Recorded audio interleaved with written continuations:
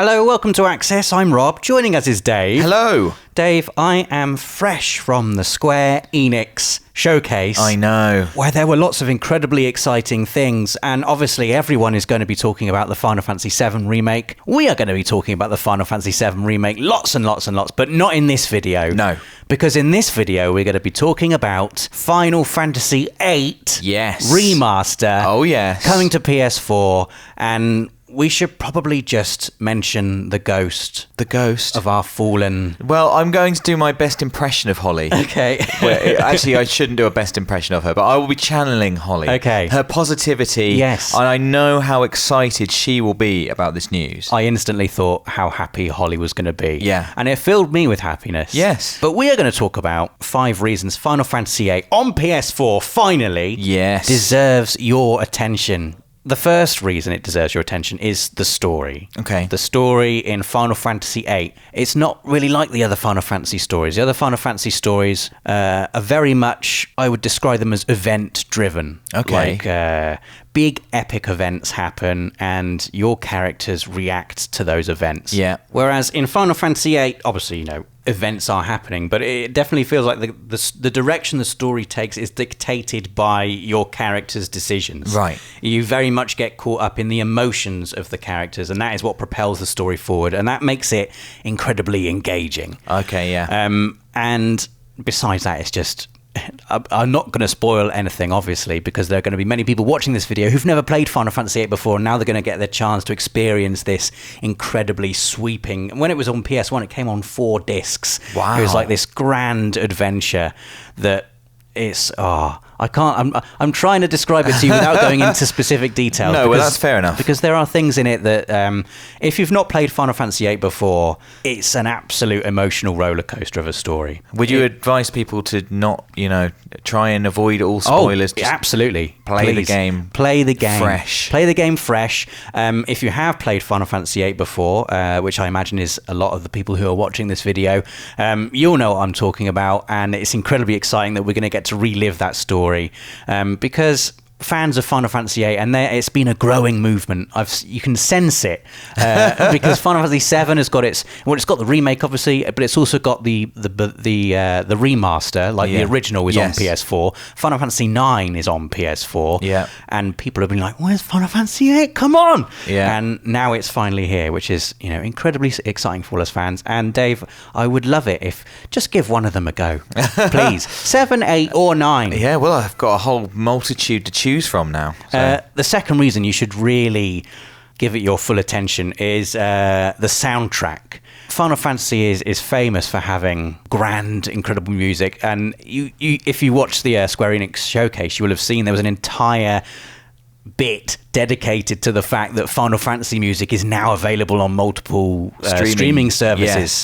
For instance, I've spent the last couple of days downloading every official Final Fantasy soundtrack on Spotify and creating my playlist of my favourite tracks. Right. And Final Fantasy VIII, despite the fact that I've always said Final Fantasy VII and IX are my favourite Final Fantasies, but when it comes to the music, Final Fantasy VIII is right up there for me. I honestly think it has one of the best soundtracks, not just in the Final Fantasy series, but in gaming ever. Ooh, big talk. There's the final boss theme is called The Extreme, and I think it might be my single favourite piece of video game music in any video game ever. Wow. And the music is just a thing that will take people who've played Final Fantasy VIII back to, will induce so much nostalgia for when they first played it. People who haven't played it can get to enjoy one of the most, I think, in my opinion, beautiful soundtracks that has ever been created in the history of gaming. Entry number 3, we touched upon this in the first entry, but it is the characters. Okay. Squall, who is the main character, I've often found that me, personally, is the protagonist that I identify with the most. Right. Because Squall is quite a miserable character. No way. He's quite quiet and sullen, and quite a lot of Squall's dialogue is internal. Right. So the dialogue boxes will come up, and when Squall is thinking, they'll be sort of transparent dialogue boxes, so it's... And most of Squall's dialogue is that. So characters will be talking to him, and he'll just be standing there, looking at the ground, thinking loads and loads and loads and loads of things Yeah. and saying just one word. Right, yeah. And the journey that Squall goes on is a very emotional journey, and he sort of grows. He goes from like a sulky boy he blossoms into a man, like by the end of it. And that's just one character. There are a bunch of Rinoa is a fantastic character as well. The main theme is, I don't know if I'm spoiling too much, but the main logo of Final Fantasy VIII is Squall and Rinoa in this romantic embrace. So it's a love story at its heart between these two characters. And I said before, it is a character-driven story, and you do get so invested in the characters in all Final Fantasies, but I think in particular with Final Fantasy VIII's characters, I like them a lot. Selfie. There's a character called Selfie, which sounds weird now because Selfie is just such a word. Yeah, that's I'm just listing the characters now. I don't know why I'm doing this. Well, because you're excited. Yes, I can see that. I'm very excited. I'm excited to hear number 4. Number 4. I mean, this is a reason that I'm excited personally to go back to it again on PS4, is because it's going to have trophies this time. Right. So finally, I can, hopefully, if I manage to finish it, prove to the world all of the excellent things I've done in the game. Because when I first played it, I beat Omega Weapon, which is, you don't know, Dave. You're just looking like, what's Omega Weapon? Sounds good, though. Omega Weapon is the hardest enemy in the game. Right. A secret optional boss. Right.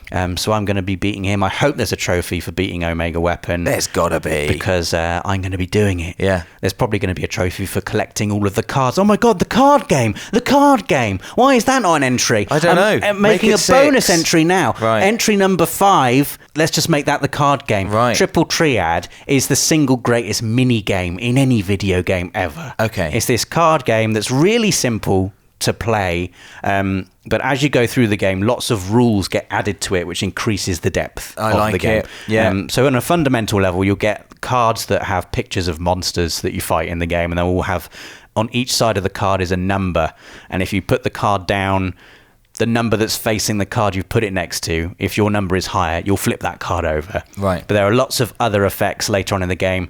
I put it right up there with Gwen, honestly. Yeah. It's fantastic.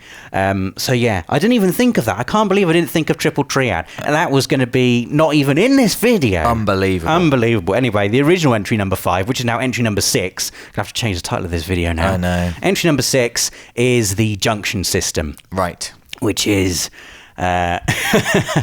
was the bane of my existence when I first played Final Fantasy VIII. Yes. Because I wasn't paying attention properly to how it worked, and I got my ass absolutely kicked by the final boss. I remember you telling me this. You got? Is that how far you got? And you all had the way to start again to the final boss, and I sort of, I managed to get through that okay, but the final boss really tests all of your skills you've got throughout the game. What the final boss does is she blasts magic you've collected during the game away from you. And the way the junction system works is you draw spells from enemies, so you don't have like a magic, an MP counter, for example. You draw numbers of them, so you can hold like 100 cure spells, and you junction those cure spells onto one of your stats. So for example, you can junction all of your cure magic to your hit point stat, which raises your hit points a certain level.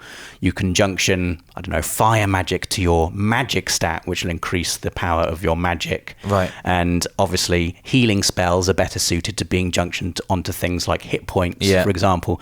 And the system goes much deeper than that. You can junction specific magics onto your elemental defense, which will allow you to absorb the damage of that particular element. Oh, yeah. But basically, what happened to me is when I got to the final boss, she blew all of my magic away, which drastically weakened all of my stats because I'd not really been paying attention to how the junctioning system worked. And I just got my ass absolutely kicked. But it is brilliant. When you pay attention and master it, you can, by the end of the game, turn yourself, if you've done it properly, into just an invincible badass. Wow. In all Final Fantasies, when you get to the end game, when you get to the highest level you can be, it's an incredible power fantasy. Yeah. You can deal like ridiculous amounts of damage. And I think Final Fantasy VIII is an example of... is probably the best example of that as far as I'm concerned. Final Fantasy X does it really well as well, but Final Fantasy VIII, the power you wield as a really high-level character with maxed out stats is phenomenal. Yeah. And the junction system is great to get to grips with. I see you're really excited about this, Dave. Well, I like the sound of power, and I must admit, what really won me over was Triple Triad. Triple Triad's amazing. Like, honestly, you could play it just for Triple Triad. Yeah. But I think you'd like the strategic depth of the junction system, Dave, because it's one of those things I do like strategy things, and that sounded really interesting. And I assume that the game explains it slightly better than you did, even though you did a good job. I think I did a good job. You did do a good job. So imagine if you come up against a monster and you can't beat it. It's like a boss, and it's doing loads of fire damage to you. You could think, I'll go into the junction system and just tweak what's junction to my elemental defense stat, and I'll junction fire there, so I absorb more fire damage. That does sound really, really cool. But there you go. There are 6 reasons. 6 now. 6 reasons that Final Fantasy VIII deserves your full attention when it finally arrives on PS4. I know. Hallelujah. Just think, Rob, this morning you woke up and you had no idea. I know. So much Final Fantasy. I know. A lot. It's like my childhood happening all over again. Yeah. But prettier. So let us know in the comments, if you've not played Final Fantasy VIII before, are you looking forward to playing the game? Are you going to be picking it up? And if you have played Final Fantasy VIII before, what is it specifically about Final Fantasy VIII that you are most looking forward to playing again on PS4? Another shout out to Holly, who is out there somewhere right now, very jumping excited. Up and down, incredibly excited. We're thinking of you, Holly. Like this video if you enjoyed it, and don't forget to subscribe so you don't miss anything from the world of PlayStation. For the players.